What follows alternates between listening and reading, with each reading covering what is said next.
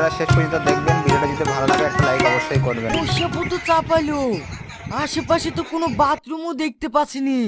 যাই, এখানেই প্রস্রাবটা ফিরিলি।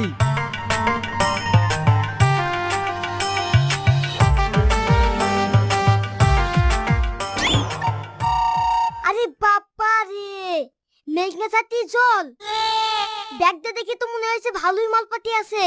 যাই, প্রশান্তা দিদি।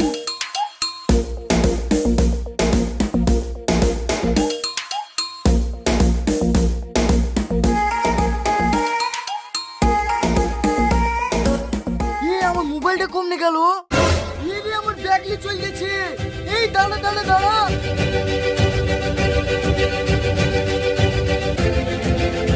প্রশান্তি, আজ কদিন ধরে গার্লফ্রেন্ড মোবাইল করছিল। যাই, এই মোবাইলটাই গিফট করবো।